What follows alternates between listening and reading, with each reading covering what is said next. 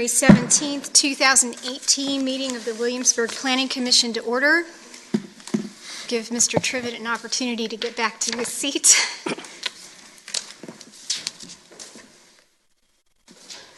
Mr. Trivett, would you call the roll, please? Mr. Granger. Here. Mr. Schaller. Here. Mr. Edwards. Here. Mr. Klee. Here. Mr. Boswell. Here. Ms. McBeth. Here. Mr. Julian. The first order of business today is the election of officers for 2018. The first office to be filled is that of chairman. Do I have any nominations for chair of the Planning Commission? I nominate Elaine McBeth. Are there any other nominations? If not, we'll close the nominations. Mr. Trivett. Mr. Granger. Aye. Mr. Schaller. Aye. Mr. Edwards. Aye. Mr. Klee. Aye. Mr. Boswell. Aye. Ms. McBeth. Aye. Mr. Julian. Aye. Thank you. I will now entertain nominations for the role of first and second vice chair, and I would like to put into nomination Jeffrey Klee for first vice chair and Andrew Edwards for second vice chair. Are there any other nominations? Mr. Trivett? Mr. Granger. Aye. Mr. Schaller. Aye. Mr. Edwards. Aye. Mr. Klee. Aye. Mr. Boswell. Aye. Ms. McBeth. Aye. Mr. Julian. Aye. Okay, our first order of business is to welcome our new colleague, James Boswell, to the Commission. Thank you very much for joining us. Thank you. We have a lot of work ahead this year as we start working on our review of the comprehensive plan, let alone the work that we have in front of us today. So thank you for joining us. The second order of business that we have in terms of the election of officers are also the assignments to committees. As becoming chair, I'll be moving off of the liaison to EDA, and I've asked Jeffrey Klee to take on that role as first vice chair. And Andy Edwards is going to stay on ARB, and the remaining four positions are on site plan, so James and Greg will start working on the site plan as the meetings are available for your schedule. Okay, so the next order of business is approval of minutes. We have the minutes from the December 20th, 2017 regular meeting. Are there any additions or corrections to those minutes? Seek a motion to approve them. I move we approve the minutes as written. Second that motion. Sorry, Mr. Klee was the second. Mr. Schaller. Mr. Schaller. Mr. Granger. Aye. Mr. Schaller. Aye. Mr. Edwards. Aye. Mr. Klee. Aye. Mr. Boswell. Abstain. Ms. McBeth. Aye. Mr. Julian. Aye. Okay, our first public hearing is the capital improvement program, our 5-year capital improvement program. Mr. Trivett, I believe, will be giving a brief presentation, but the body of the work for this item will actually take place next Wednesday when we have a work session at 4 o'clock. Correct? That's right. Okay. Thank you. Thank you. So, just very briefly, the City of Williamsburg defines a capital expense as any construction project or property acquisition exceeding $20,000 in total cost, and any major study or tangible asset with a total cost of $10,000 or more and a useful life of at least 5 years. State statute requires us to, or suggests that we bring the CIP forward to the Planning Commission before the City Council adopts it as part of the budget each year. One of the things that Williamsburg does that's a little different is every year we present to you a history of what we've done in the previous year. So I provided a memo. I just want to highlight a couple of the things. The final CIP for FY18 included a budget, an operating budget of $11 million, and that was for project completion. Add to that funding that was carried over from the earlier fiscal year, FY17, of about $8 million, and debt service, which is included in the CIP, of $1.4 million. And you had a total capital improvement budget for this fiscal year of $21,116,584. With that funding, we had 32 projects to complete. 9 have been completed. 16 are underway or will be completed before fiscal year 19 begins, and 7 have been postponed, retitled, or canceled. Okay. This is a public hearing, so we'll be opening it up. But before we do, are there any questions of Andrew, before he sits down? Okay, well then I'll open the public hearing. If anyone would like to come forward and speak on the CIP that we will be reviewing next week in a work session, please come forward and state your name and address.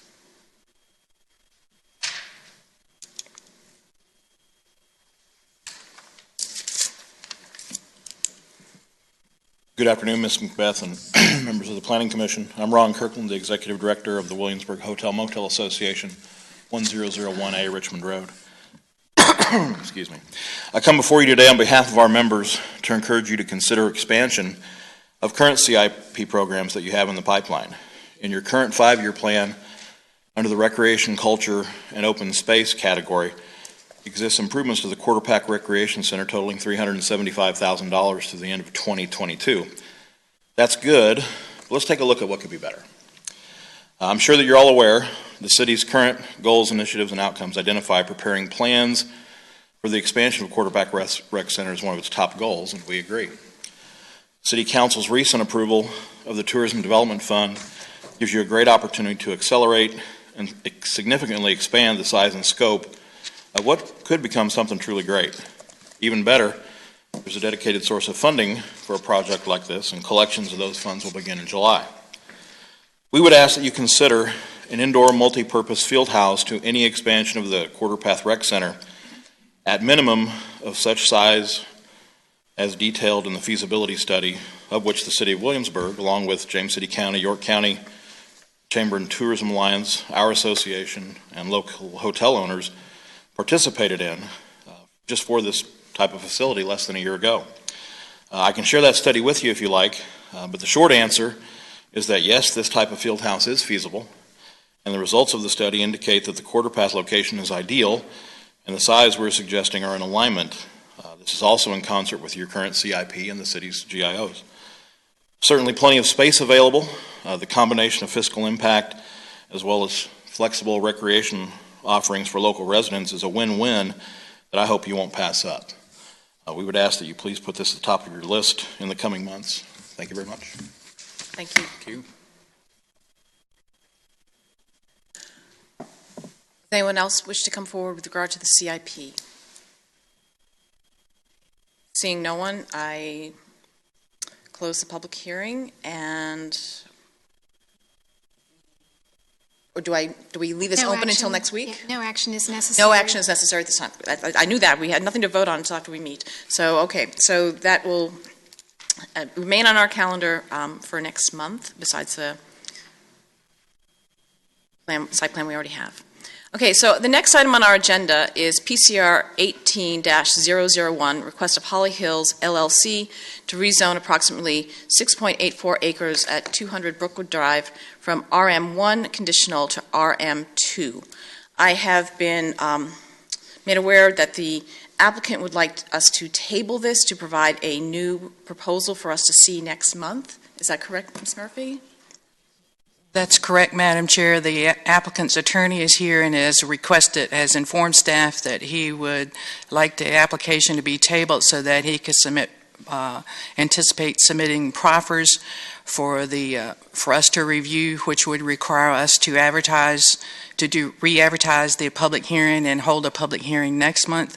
So if we table the request this month, or if we open it up for a public hearing, we're talking about a plan that will probably significantly change by next month based on the applicant's attorneys. And so this is what the applicant, so here to table is your request. Will I approach the podium? Sure, that'd be great.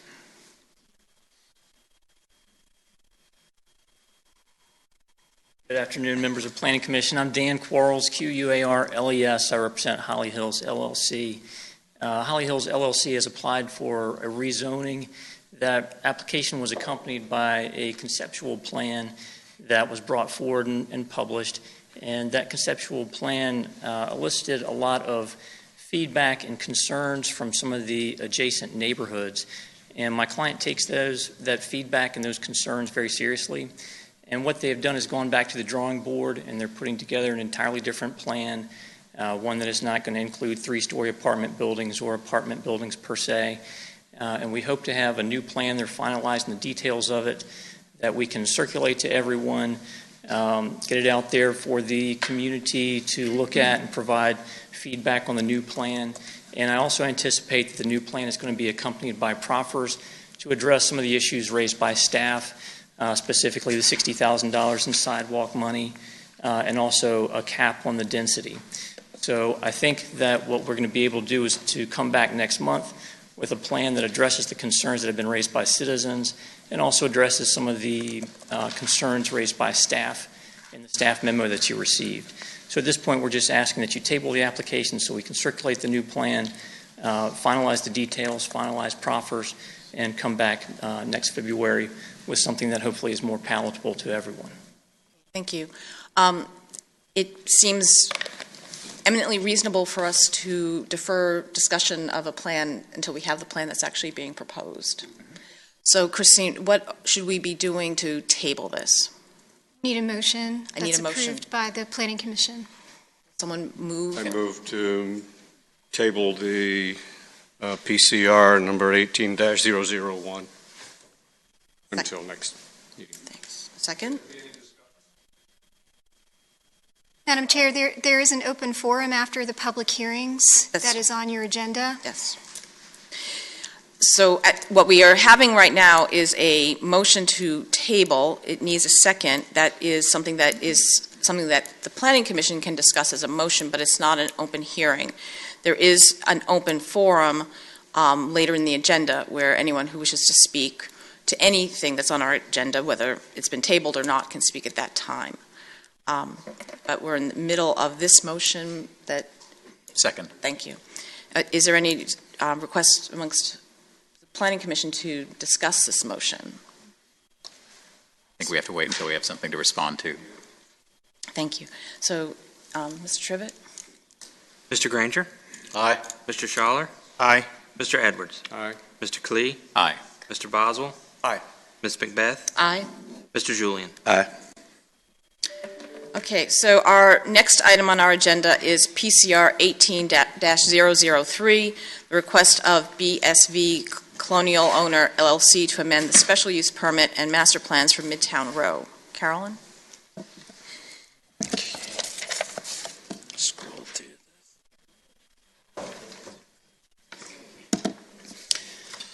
This is a request by the owners of the shopping center to amend the existing special use permit and master plan approved by the City Council last October for redevelopment of the shopping center into a mixed-use development project named Midtown Row. The properties are located at 1222 and 1234 Richmond Road and are zoned Urban Business District B3. The applicant had also requested to increase the number of units from 240 to 245, but has withdrawn the unit increase portion of the request. The shopping center is situated on 19.44 acres at the intersection of Richmond Road, Monticello Avenue, and is currently zoned B3. This overhead shows the layout of the existing shopping center with the existing buildings outlined in blue. As part of the approval in October, the height limit was increased from 45 feet to not more than 66 feet, and the gross floor area of any new buildings on any lot that may be devoted to multifamily use was increased to 80%. The approved master plan contained two options. The basic difference between the two options was option 1 contained a hotel and option 2 did not contain the hotel. This is an overhead of the approved master plan option 2, and I will start with this since the option 2 is proposed to be the new phase 1. It contains 4 new 5-story mixed-use buildings highlighted in light blue. However, building 4 is smaller in size and contains less residential units, 40 instead of 72 as in the approved option 1. This option did not contain the hotel and retained a larger portion of the existing Building 7 along Richmond Road. This option contained 208 residential units with approximately 162,696 square feet of retail restaurant space. It contained a 2-level parking terrace with 239 parking spaces. The existing Food Line building will remain and will be refurbished along with the existing Ace Hardware building, which will be refurbished and converted into a food and entertainment use. Approval was granted to encroach into the 10-foot side yard requirement in 5 areas along the western property line, as outlined in red, adjoining the college and the Envoy nursing home, and into the 25-foot rear yard setback for the driveway and parking adjacent to the pool property.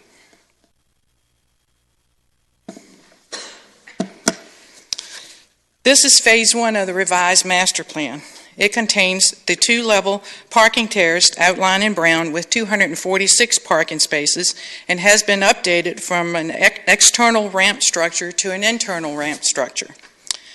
The central parking configuration for the plaza area, which is outlined in green on the overhead, has been updated to include more parking spaces and to create a more pedestrian-friendly environment. Entrances along Monticello Avenue have been updated to accommodate fire truck turning movements and shifted to align slightly with entrances for the shopping center across the street.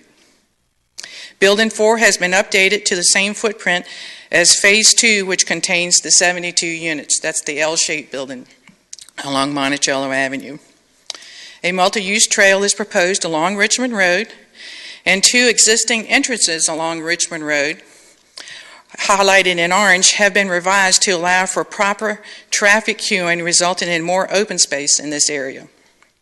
A pedestrian portal has been proposed for the corner of Monticello Avenue and Richmond Road, as you can see highlighted in the corner up there. The change is that Building 1 for both phases includes a loading zone for basement access and an updated pool configuration. And this building also has been updated to include a basement, which accounts for the additional square footage. Building 6 has been removed from Phase 1, and Building 7's configuration has been updated to include space for the new Marshall's relocation.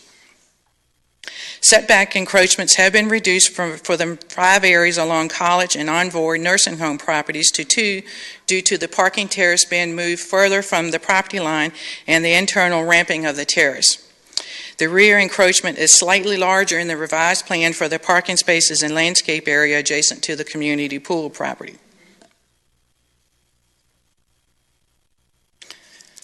Society Lane also continues to Richmond Road, creating more of a grid pattern for the development.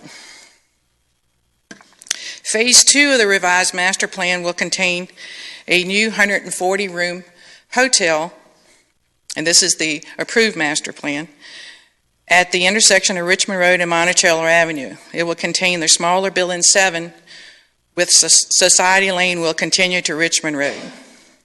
I included in my memo the comprehensive plan, the buildings and parking. The applicant will meet the parking and landscape open space requirements for both projects. This is the approved master plan option 1 with the hotel. This option contains 4 new 5-story mixed-use buildings totaling approximately 320,000 square feet of residential and amenity space, with over 60,000 square feet of ground floor retail restaurant space, including the larger Building 4. A new 140-room hotel is proposed at the intersection of Richmond Road and Monticello Avenue. Building 7 is smaller in this plan and has approximately 15,000 square feet and retains Sal's by Victor, the ABC store, and a smaller retail space. The existing Food Line building and Ace Hardware buildings will remain and will be refurbished. It contains 240 residential units with approximately 127,990 square feet of restaurant retail space. The parking structure, as I mentioned, will contain 239 spaces. The proposed Phase 2 is on this overhead, and Phase 2 of the revised master plan will contain the new 140-room hotel at the intersection of Richmond Road and Monticello Avenue, as highlighted in blue. It will contain the smaller Building 7, and Society Lane will continue its all access up to Richmond Road, is where I circled that red section in there. Again, I included in my memo the charts on all the buildings and parking. The applicant will meet the parking and landscape open space requirements required by the zoning ordinance for both phases. I included in my memo the comp plan information and recommendations for the property. A fiscal impact study was performed and indicates the project will have a positive fiscal impact on the city. A traffic impact analysis was prepared by Kimley Horn and was provided with the original submittal in October. The traffic study recommended improvements to Monticello Avenue, improvements and upgrades to the existing traffic signals and associated equipment, and a second left turn lane and full-width exclusive right turn lane for the eastbound approach of Monticello Avenue at the Richmond Road intersection. With the improvements as noted in the traffic study, the anticipated future impacts are anticipated to be minimum, with operational conditions at the study area intersections expected to be maintained at levels comparable to those experienced today. As noted in the previous request, this site currently consists of an outdated and underperforming 1959 shopping center on 19.438 acres with approximately 8% open space. Redevelopment of the area into a new mixed-use student-oriented development project that has both commercial and residential uses will benefit not only this area of the city, but the city as a whole. The comprehensive plan recommends the Midtown planning area as a location for new student housing. It also states that locating student housing in this area has the potential to free up affordable housing in existing neighborhoods. The zoning ordinance establishes criteria for special use permits. This project is in harmony with the adopted comprehensive plan. It is located in a zoning district that allows a mixture of office, commercial, and residential uses. It is adequately served by public services.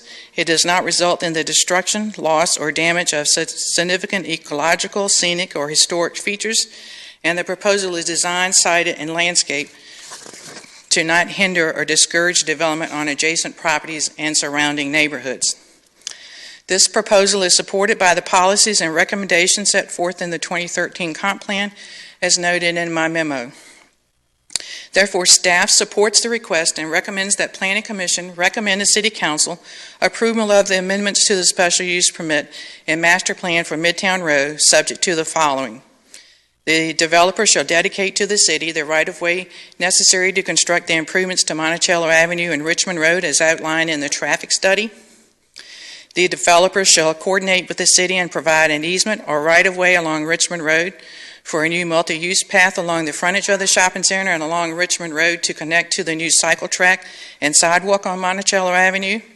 And the developer shall provide bike racks within the development, which must be approved by Planning Commission as part of the site plan. I'll be happy to answer any questions you may have. Mr. Getty, the applicant's attorney, is also present to answer any questions you may have of them. Thank you, Carolyn. Are there any questions of Carolyn at this time? I had a question. So when there's a lot of moving pieces here, so it's hard to keep up in a lot of different parts of it. But we just saw this a couple of months ago and approved a master plan that I believe had a total number of 208 units, and the revised master plan has the ability to have 240 apartment units. Is that correct? One option had the smaller. This option 2 had the smaller number of units, and option 1 had the larger number of units. So now they are proposing to have the larger number of units in both phases. So phase 1 will have the larger number of units, the 240 apartment units, instead of the previous one in option, and you got to pull it up because you get option 1 and option 2 if you don't look at it. Option 2 had the smaller unit. Okay, so I just was wanting to just clarify, and get it established here. Because frequently when we see these kinds of development improvements, we establish a number that's the max number, and they can be done at different phases or anything like that. And they can choose to go, as we've seen with High Street, from condos to apartments or other kinds of things, but they still maintain that number. So we are still maintaining the number that was approved. We are still maintaining the max 240 units that were approved previously in the master plan. Okay, thank you. I have a couple quick questions, if I may. In previous discussions, there was I brought up the question of the street names that are on there. Are these street names that are set in stone? I think those are the names. I think if I remember correctly, the applicant said were the names that he was looking to use for those private streets. They are private streets, not city streets. I tend to think it's a little confusing to have College Row not on campus myself. And Bacon Avenue seemed a little odd, tucked away in there when there's Bacon Avenue nearby. Well, I think the intent is future to extend the Bacon Avenue, possibly from Mount Vernon Avenue through the development and over to Bacon Avenue through the development here to connect to Bacon Avenue that's currently off of Richmond Road. But that would be sometime in the future. So then the intent is to try to create a grid pattern for the whole development in the future. And it has to be done in phases because of the existing leases they have on their properties, on the businesses on the property. And I assume somewhere they've allowed for bus stops so that We have a bus stop on Monticello Avenue that we're looking to do, and we also have one on Richmond Road, and we also look at that when we're doing the streetscape improvements. But yes, we're looking at bus stops. Okay. Thank you. Anything else for Carolyn? Just a small thing to confirm. Most of what we're seeing are, let's just say, improvements to the original scheme. One of the things that I just wanted to confirm is we did hit the 20% threshold for open space with this new scheme, correct? That's correct. So that removes another kind of point of objection that some of us had. Previous approval, City Council did not approve the open space text change, so the applicant has to meet the 20% open space in the zoning ordinance, and he does with this plan. Great, thank you. Seems to me to be a wise progression. It's a large project, and phases is good, and I like the changes. Cool. Okay, well then I'd like to open up the public hearing for PCR 18-003. If the applicant would like to come first.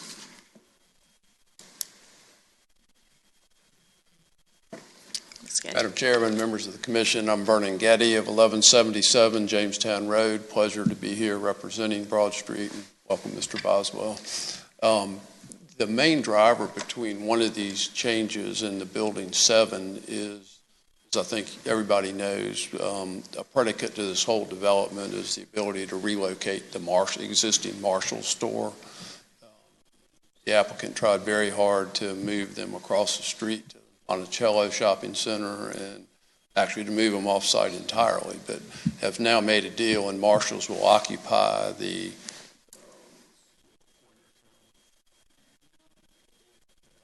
that area of Building 7 with their store actually oriented toward Richmond Road. So that's a very positive development, but it did lead to the design changes in that building. Otherwise, it's just, as Carolyn has described, a series of what we think are improvements in the plan, minimizing encroachments and bringing it closer in all the various county ordinances and policies. So we think it's positive. With that, we'd be glad to answer any questions. Graham Corson with AES is also here.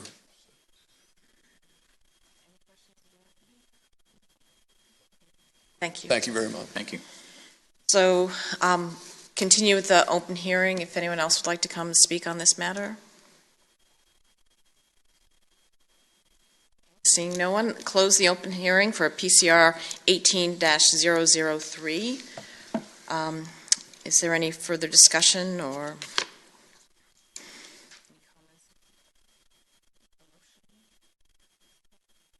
It seems cleaner. Well, we no longer have two options. We're not really sure which one it's going to be. We have a phased project, and some of the things that we discussed at the last hearing, I think, have been responded to in a positive way. So I think on the whole, this represents an improvement on what we approved. Granted, it was a split decision, but still, from my perspective, I think this is an improvement to a project that we've already recommended approval of. Right, and I think it's important that the maximum number of units as well as the open space and some of those things are still being met. So. It's all more or less the same plan at site plan a while back as well, and we did not raise any significant concerns. I think Jeff and I and a few others at site plan had also discussed the the same open space requirements, and since they've met that, I think that's good. And like Jeff said earlier, it reduces a point of contention that we had in our previous conversation about this. So entertain a motion. I move that we recommend approval of PCR 18-003 with the staff recommendations for, with the staff conditions. Okay. Mr. Boswell, seconded. It's Mr. Edwards. I'm sorry. Oh, I thought it was Mr. Boswell. Mr. Trivett? Mr. Granger. Aye. Mr. Schaller. Aye. Mr. Edwards. Aye. Mr. Klee. Aye. Mr. Boswell. Aye. Ms. Macbeth. Aye. Mr. Julian. Aye. Okay, our next item is the open forum, a time when anyone who wishes to come forward and speak to the commission may do so. I do have some speaker cards that I will call first, and after we go through those, if there's anyone else who would like to come forward and speak, you may do so. So I have a Dr. Mutter of 240 Brookwood Drive. Is that person still here? Yes, please come forward.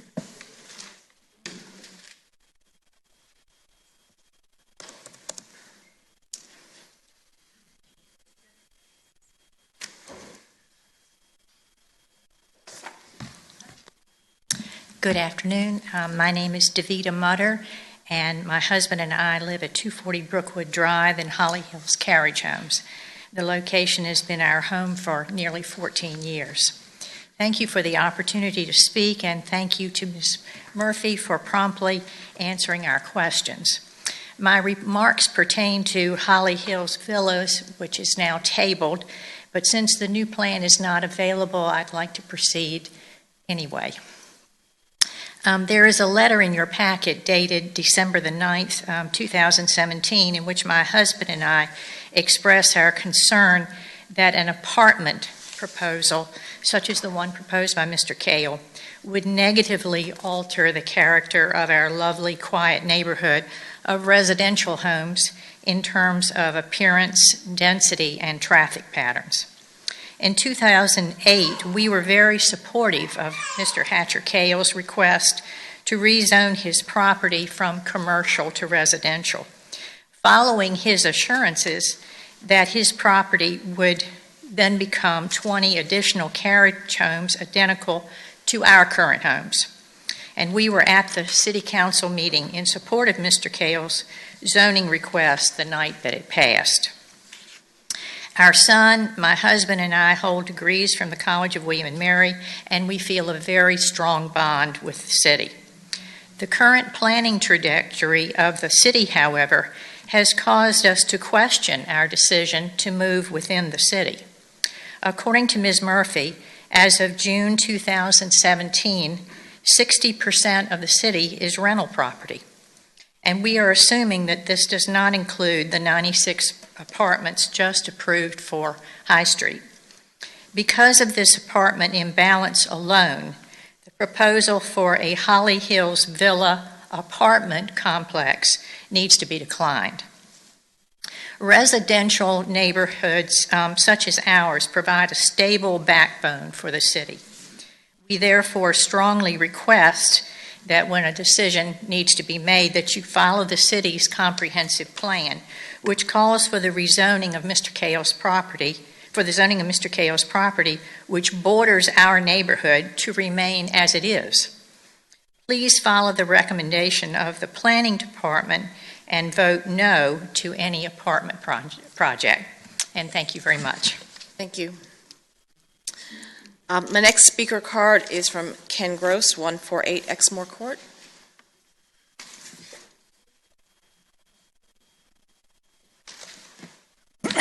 Commissioners, Ms. Murphy, thank you for giving us this opportunity to express our opinions. I am Ken Gross, live at 148 Exmoor Court, which is in Holly Hills.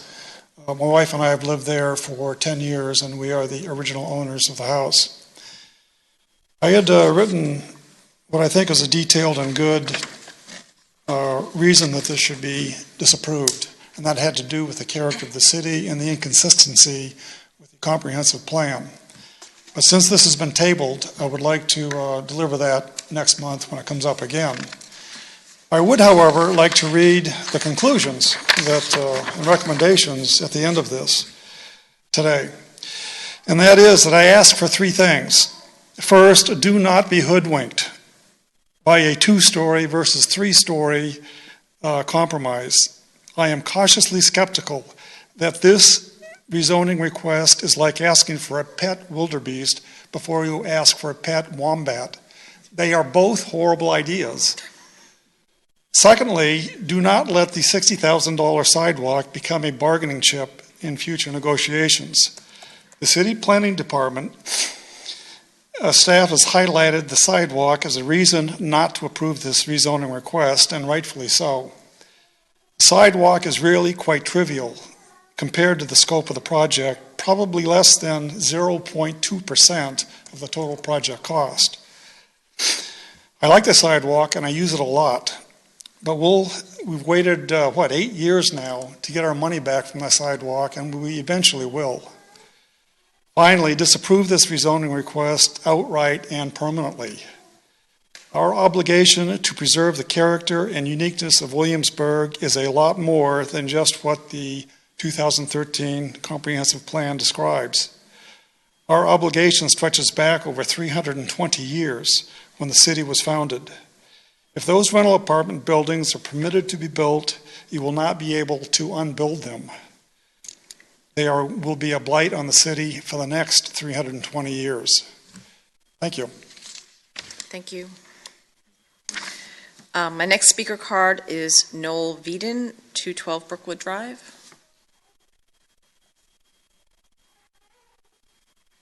Thank you very much for allowing me to speak. My name is Noel Veeden. I live at 212 Brookwood Drive.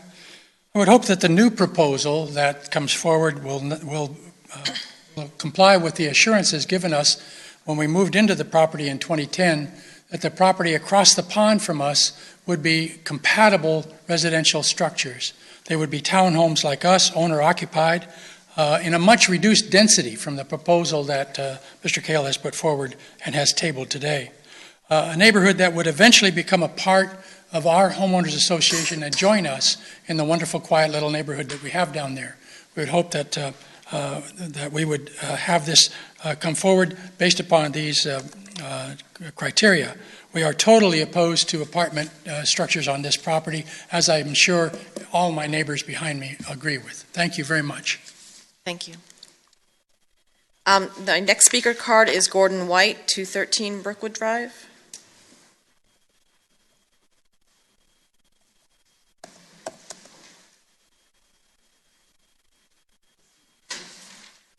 Thank you, Madam Chair Lady. My name is Gordon White. Mary Ann and I are at 213 Brookwood. We feel that the proposal that we had seen was totally out of character with the carriage homes, and we hope that the new proposal will be much more in character, which probably would not require rezoning. We hope the developers will address questions of parking, traffic. This is a cul-de-sac, and there's only one entrance and exit, and also stormwater runoff. We can't quite see where they plan to deal with it. Thank you very much. Thank you. And my last speaker card on this topic is from Pamela Laguerre, 173 Exmoor Court. Okay, thank you. Thank you. But this is an open forum time, so anyone else who would like to come forward and speak to the commission on this or any other matter that will be coming before the commission is welcome to come forward, and please state your name and address. My name is Susie Kelsey, and I'm from 128 Brockton Court. I'd like to thank all my neighbors for showing up on this snowy day. Wow, what a great turnout. Can you imagine if it was sunny? And I would also like to thank the City Council for your prompt response to our emails. I think I can speak for our neighbors. We were so highly impressed with, I wrote my email at 9:30 p.m. Sunday evening, and within 15 minutes I had a response. So I am very pleased and proud to have you all for my City Council. I'd like to state that I was highly offended by the developer next door because he wrote in chapter 4, paragraph number 2, that he spoke to our HOA about allowing us to use his clubhouse and pool. That's a blatant lie. He did not do that.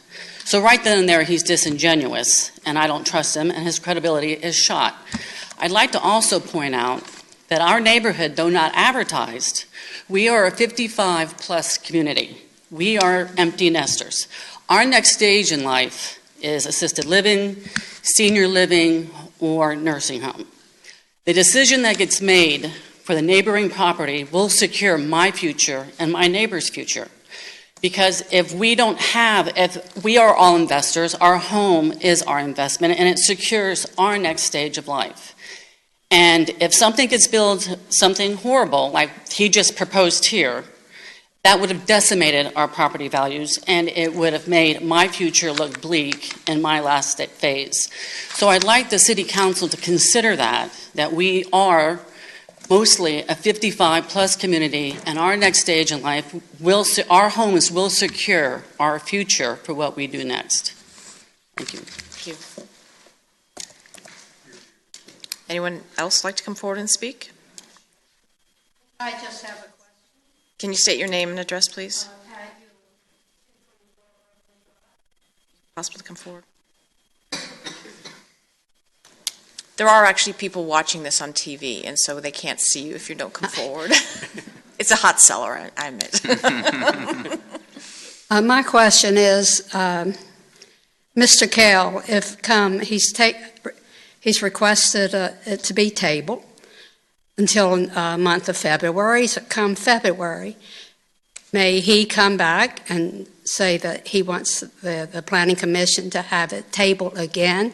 And is there a limit to how many times an item may be tabled? There is a timeline, and I haven't memorized the details on that before coming to this meeting, but there is a timeline that if the project does not move forward in a sort of 90-day period from application to us, to City Council, and the approvals that have to happen, then it is withdrawn and it has to start again, which also requires paying fees again, and they're four-figure fees and things like that. So there is a timeline on this request that moves forward, but I'm, as a professor at William & Mary, I'm used to making hypotheticals, and I just made a hypothetical on the exact number, so if you go back, someone else can quote me on it, but there is this outer timeline, and Christine probably can tell me exact numbers. It's 100 days. 100 days, not 90, 100. Good enough for my classroom. Well, Mr. Kell is a very smart, I guess, and I think, in my opinion, he's very cunning. And I see all of these people from the community on this snowy day. I just hope that he doesn't think that he's going to wear us down, because it's our home that he's threatening, our lifestyle. Thank you. I appreciate that. Thank you. Does anyone else wish to come forward? Not being as organized or eloquent as the rest of them, but my wife and I just bought our first home in Holly Hills and our two kids. We'd like to say that we're honored to be a part of, the city of Williamsburg, and we're very proud of the fact that our daughter gets to go to Matthew Whaley very soon. And we are very much against the idea of having the apartments over there to devalue, and specifically the traffic, because we are the first home in the neighborhood. And we've had several incidents where the mailbox has been knocked over by U-turns and stuff like that, and just, the more traffic very much be against. And I know Monique has something to say too. Yeah, we were just very excited. We moved from New York to start the Houndstail with Don Jerry Pratt, who have aromas. We moved our entire life here, and this is our first house. So we were in love with it, and it kind of broke our heart to hear that this was going to be happening. Just a big change. And again, it's our home, just like everyone else's home. So. Very proud to be part of the city. Yeah, we're very happy to be part of Williamsburg, and obviously Absolutely. we're committed to the town, and Aren't we're you? staying here for a long time. Yeah. So. Yeah, we do not plan on moving. This is a long-term investment for us. Yeah. Not investment, but Lifestyle. yeah, lifestyle for all of them. Yeah. So thanks for hearing us out. Thank you. Madam Chair, can we get their names for the record? I'm sorry, I thought maybe this Stephen Sowell and Monique Sowell. Thank you. Thank you. Would anyone else like to come forward? I need to get my computer rolling again. Okay, I don't see anyone else who wishes to come forward, so I'm going to be closing the open forum. And I thank you for all the people who were here today, plus I can assure you that in our packet for this, we received, I think, upwards of 40 letters of people from your community. We have received them all, we have read them, and I will assure you, as we see the new plans that come forward, we will see your letters again, and we really appreciate your input. Our next order of business is a site plan, SPR 17-014, the Schenkman Jewish Center on 410 Jamestown Road. And I've been advised by the city attorney that as a professor at William & Mary, as an employee of William & Mary, that I should recuse myself, and so I'm going to be turning the meeting over to Jeffrey Klee. And because I receive a stipend from the College of William & Mary, I will also be recusing myself from this discussion. Ladies and gentlemen, if you could leave the room quietly, please. We have a meeting that's continuing as you leave. I guess we'll give them a minute to clear the room. Good idea. Right. Thank you.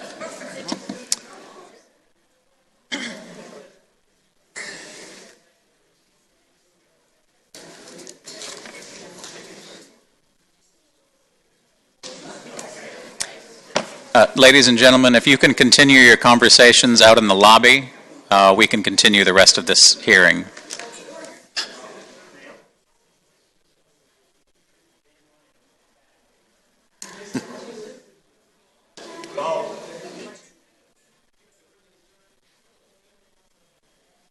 Should we try one more time?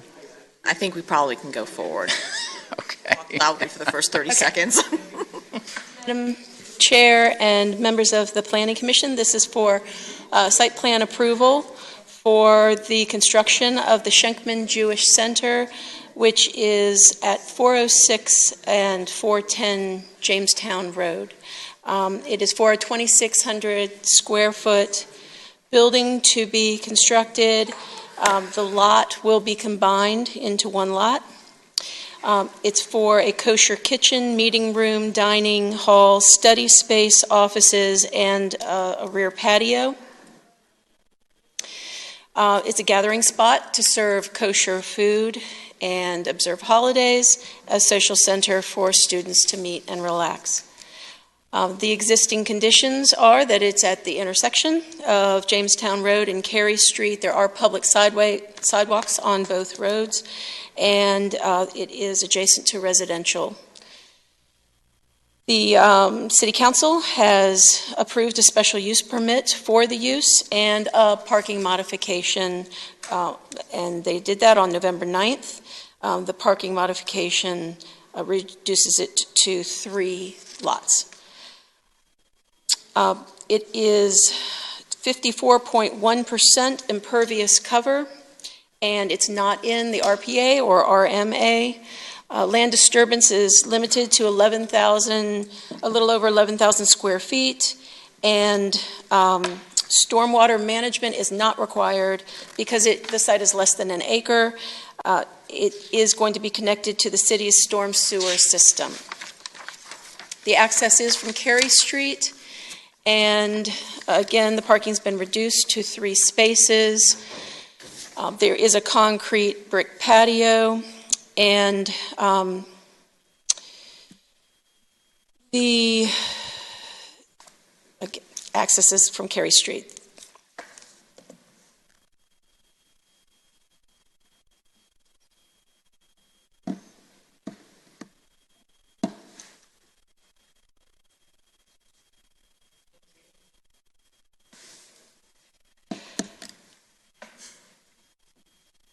The landscaping is the area that you see in green.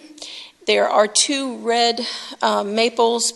One is already there. One will be planted along Jamestown Road, and there is going to be a magnolia to the rear of the property.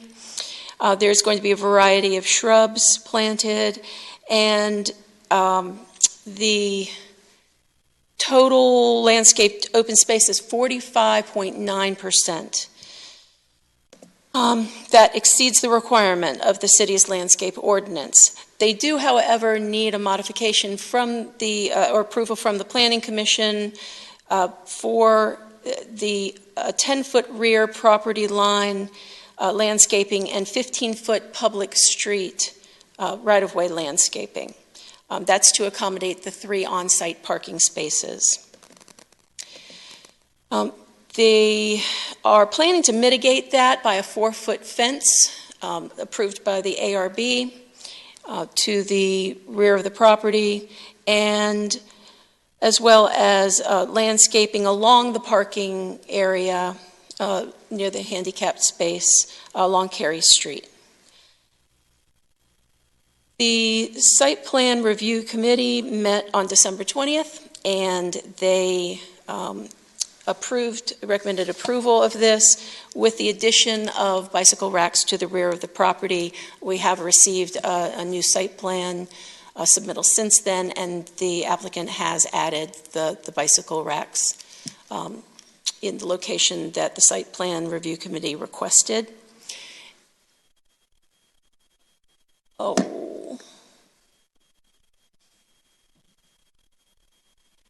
It's in the yellow. If you see the yellow area, that's where it will be located.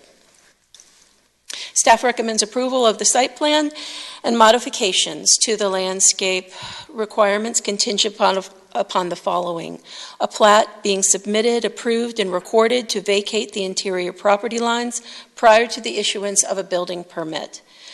Bicycle racks being provided at the rear of the structure on the southern side of the property as recommended by the Site Plan Review Committee. Final engineering details being completed.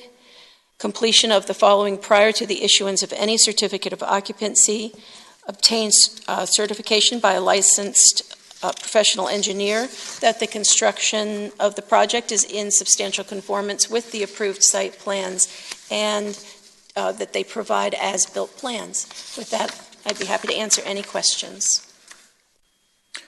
Just quickly, really just a clarification. There aren't substantial changes, there aren't substantive changes to this project. We're simply getting a little bit more detail about landscaping and the location of the bike rack. Is that correct? That is correct. Okay. This is for site plan approval as well as needs approval. It doesn't go on to the City Council for approval for the modification for the landscaping. So City Council won't hear this again. Is that what you're saying? So we will simply we won't be making a recommendation. We'll be simply approving the updated site plan. That's correct. Okay, thank you. Thank you. Any discussion? Seems pretty reasonable to me. I agree. Yeah. I move that we approve the site plan as submitted. With the recommendations, with the staff recommendations. Staff recommendation. Second. Okay. We have a motion and a second. Mr. Trevette? Mr. Granger? Aye. Mr. Schaller? Abstain. Mr. Edwards? Aye. Mr. Klee? Aye. Mr. Boswell? Aye. Ms. McBeth? Abstain. Mr. Julian? Aye. All right, with that, I hand the virtual gavel back to Ms. McBeth. Thank you. Okay, so our next order is unfinished business. Do we have any unfinished business? Any new business or other? Well, we have our assorted informational items that we have each month, and our next opportunities to work here on our shores. First off, next Wednesday, January 24th, there is a work session at 4 o'clock that will be at the municipal building in the City Council it's at the Stryker Center here in the City Council workroom that's behind where we are right now. And then next month, February 14th, it's PCR 18-001, the Holly Hills proposal will be coming back to us. It may have a different name, so I won't choose to give it the name it has now. And PCR 18-002, the request of Union Baptist Church for a special use permit for addition to the church will be in front of us as well. So if there are no other items for us, I will close the meeting. We are adjourned.